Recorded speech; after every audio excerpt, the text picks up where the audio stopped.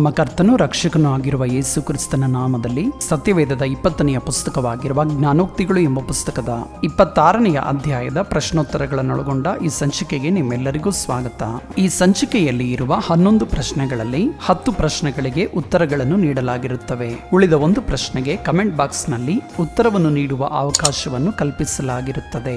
ಹಾಗಾಗಿ ಈ ಸಂಚಿಕೆಯನ್ನು ಪೂರ್ತಿಯಾಗಿ ವೀಕ್ಷಿಸುವುದರ ಮೂಲಕ ನೀವು ಉತ್ತರಿಸಲಿರುವ ಪ್ರಶ್ನೆ ಯಾವುದೆಂದು ಗಮನಿಸಿ ಕಮೆಂಟ್ ಬಾಕ್ಸ್ ನಲ್ಲಿ ಉತ್ತರಿಸಲು ಪ್ರಯತ್ನಿಸಿ. ಹಾಗಾದರೆ ಬನ್ನಿ ಇಂದಿನ ಸಂಚಿಕೆಯನ್ನು ಆರಂಭಿಸೋಣ.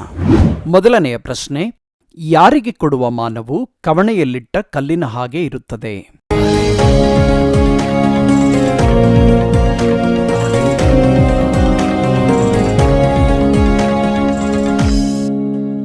ಉತ್ತರ, ಮೂಢನಿಗೆ ಕೊಡುವ ಮಾನವು. ಎರಡನೆಯ ಪ್ರಶ್ನೆ, ಸಾವನ್ನು ಬೀರುವ ದೊಡ್ಡ ಹುಚ್ಚನ ಹಾಗೆ ಇರುವವನು ಯಾರು?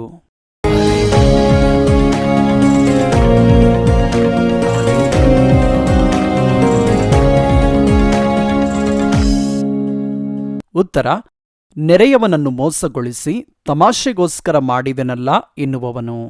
ಮೂರನೆಯ ಪ್ರಶ್ನೆ, ಯಾವ ರೀತಿಯಾದ ಶಾಪವು ಎರಗಿ ನಿಲ್ಲದು?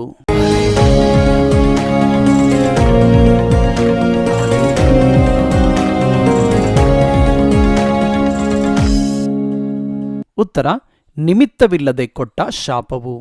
ನಾಲ್ಕನೆಯ ಪ್ರಶ್ನೆ, ಯಾರ ಕೆಟ್ಟತನವು ಸಭೆಯಲ್ಲಿ ಬಯಲಾಗುವುದು?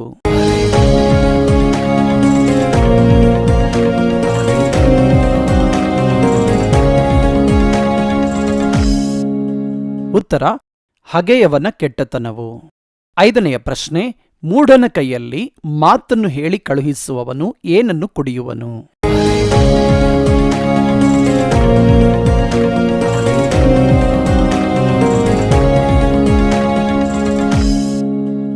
ಉತ್ತರ, ಕೇಡನ್ನು ಕುಡಿಯುವನು. ಆರನೆಯ ಪ್ರಶ್ನೆ, ನಾಯಿಯನ್ನು ಕಿವಿ ಹಿಡಿದ ಹಾಗೆ ಇರುವವನು ಯಾರು?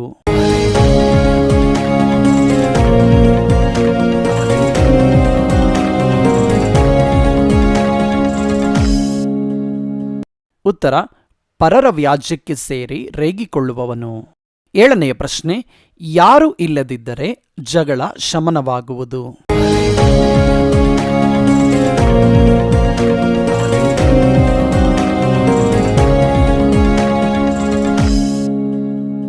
ಉತ್ತರ, ಚಾಡಿಕೋರನು.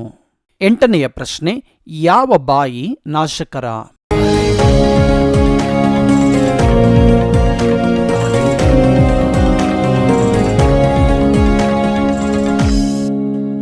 ಉತ್ತರ, ಕಪಟದ ಬಾಯಿ. ಒಂಬತ್ತನೆಯ ಪ್ರಶ್ನೆ, ಜಗಳ ಗಂಟಿಗನು ಯಾವ ಕಿಚ್ಚನ್ನೆಬ್ಬಿಸುತ್ತಾನೆ?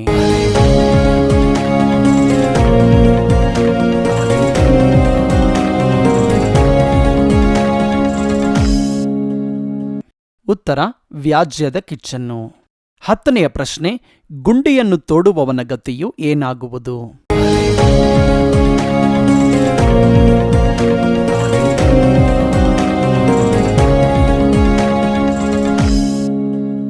ಉತ್ತರ, ತಾನೇ ಅದರೊಳಗೆ ಬೀಳುವನು. 11ನೆಯ ಪ್ರಶ್ನೆ, ಮೂಢನಿಗೆ ಯಾವುದು ಸರಿಯಲ್ಲ?